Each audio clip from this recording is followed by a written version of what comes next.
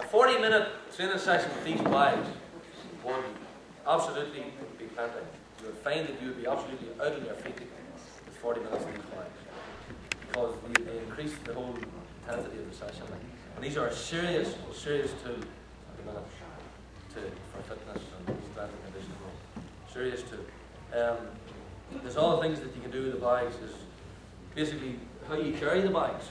You know, you can have fellas running with their bags like an underarm for an underarm cord, and to run with the bags like this, or you can have them with the tricep to hold their arms like this. Now, you'll find in Gaelic football that your triceps is probably the most used muscle in your upper body, the tricep. If you think about everything that's done in Gaelic football, everything's pushing off. You're never pulling anybody in. So your bicep muscle is pulling in, the triceps is pushing out. So a lot of the work that you do in the game is all pushing off. So that's why press-ups are very effective. These triceps are very effective. All that sort of thing, swinging the bag, that is very effective. It's just a multitude of stuff you do. So if you just think about the game in general, and just yourself and what would be happening in a game, so you'll find that the tricep muscles is a very good part of it there. I didn't wear it, but a lot of it after. But anyway, that's these power bags. Again, you can make it up as you go along with the power bags. The basic drills we don't want to start with the ball. You can introduce these into them as well. You know, but you want to be keeping your session on a high intensity all the time. That pretty much wraps it up at that end of it. Any questions? You put those in the back. Can you attach them and run with them and play a game with them? No, you couldn't play a game easier. But what you can do is see the two hands at the side. You know, if you had to, say if you only 10 bags, for example, you don't need a bag for each player. Like one player can grab this side of the bag, and all player can grab this, and you can run the drill. You know, twos like you can run the drill. But no, you wouldn't be putting them into the game at all. These are mostly pre-season training when you're running the shade out of the way, and it's just very helpful. These are serious tools. And again, for your pre-season stuff, you know, you can do your circuit training on the pitch.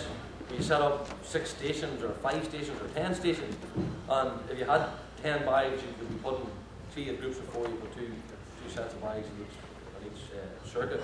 Have them doing the circuit. Like we done a lot of circuit stuff at the start of the year with New York, and we only had at the start. I think we maybe only 8 bags, but the boys dreaded going into the circle that the bags was in. You know, they're definitely a serious tool. They are a serious tool. But no, to answer your question, I wouldn't put them into the games now. I'm glad to get rid of that. Any other questions before we wrap it up? Just on the basic stuff, like when you have lads doing push-ups, there's several lads that are not able to do a push-up properly. How would you address that? I wouldn't be doing push-ups with kids under 16. Wouldn't do it. You wouldn't be doing it under 16? No, not even pre-conditioning stuff. Strength and conditioning, I wouldn't personally have any child under 16 years of age doing anything like that. From 8 years old up to 16, the basic skills of the game. All your sessions will be based around. Get them how to kick the ball properly with both feet, pass the ball properly with both hands, catch the ball. It's amazing how many adult players in this day and age that can't kick the ball with both feet. You know, you take players like, you know, Great Morris Fitzgerald and players like that, or, you know, go back to throwing again as a young lad rather than Kay Coney, Marty Clark, just bring him down there and stuff like that. But players that have developed through coaching that can now kick with both feet, it's unbelievable. Like the younger lads, like Kay Coney, Marty Clark, these players, you know, right or left, they can pass the ball with their right hand and their left hand. It's just, you know, the whole coordination is second to none. And that's all through coaching structures that they've come through. You know, and the game is getting better for them, it's getting more skillful. But if you go back, you know, to the 90s there, whatever, the 80s, you know, it was a very simple strategy. Win the ball and kick it in. Hoof it with your right foot. You know, there's no such thing as kicking balls with your weak feet. Like, it didn't happen. The amount of players now that you're seeing in the championships that can strike a ball with both feet, you know, it's on the rise. Like.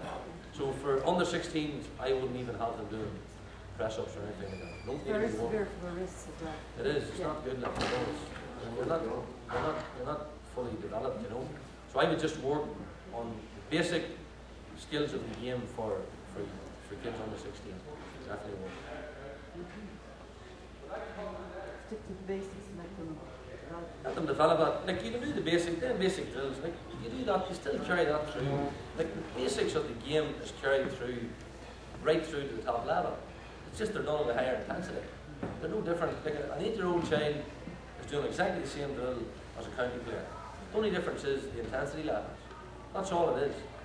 There's far more intensity in what he's doing than what that child's doing. It's no different. No different at all.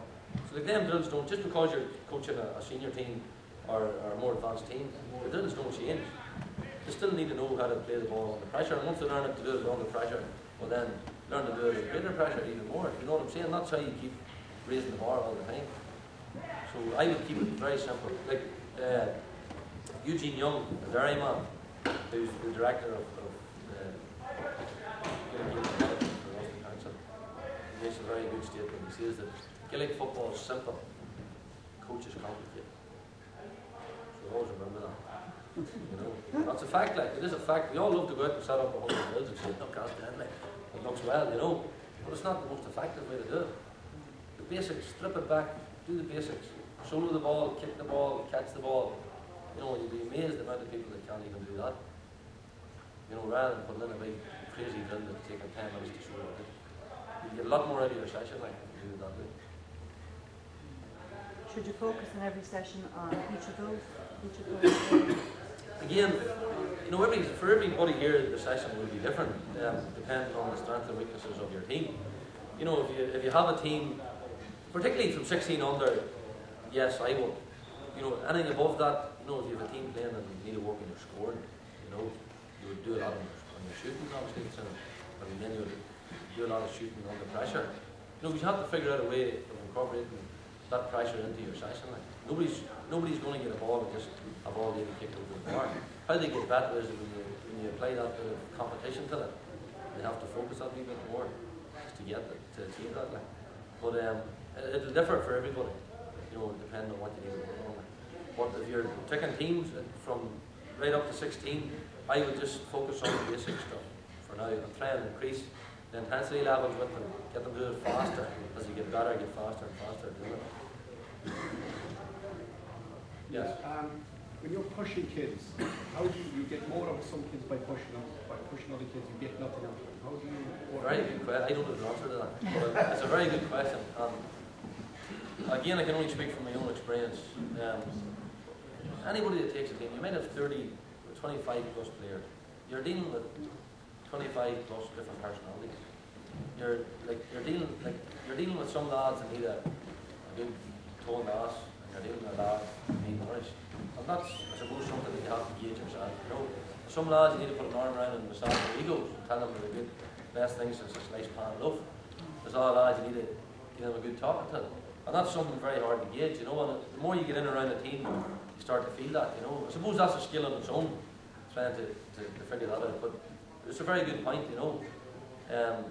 But structuring your session and all that sort of things is, you know, preparation is 50% of your performance. Always remember that. You're well prepared, you know, and the opportunity arises, and then you're halfway there. How long should the session be? Very good question. We have trained all year with New York, and we haven't trained over. We've done about, I'd say, out of 45 sessions, we have 10 that have lasted over an hour.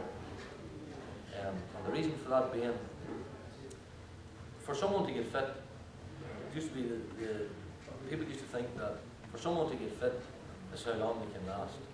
Basically, so sessions used to go on for 2 hours. I remember saying, when you came home and you do 40 laps, and then you play a game, and then you do another 20 laps, and all of a sudden, it's in at 8 o'clock, and you would be in the house till 11. You know, that day is gone as well. So, what I tend to do is to have the session for no more than the session an hour. A warm up might be 10 minutes. You know, so you have 10 minutes on an hour of a high intensity session. Always keep your session at a high intensity because that's when you get the most out of your players. And how you do that is if your sessions are structured. If you have your 5 drills or 7 drills set up, you know what you're going to next. You're not running and setting the drill up, it's already set up for you. So you come out of that drill, you jog to the next drill, and you get straight in it, demonstrate it, and away you go. You shouldn't be standing about, you know, wondering what's happening. And that's, you know, that's a big part of it. Like, but the session, like, what I find works for me is that whenever you have a session for an hour, and you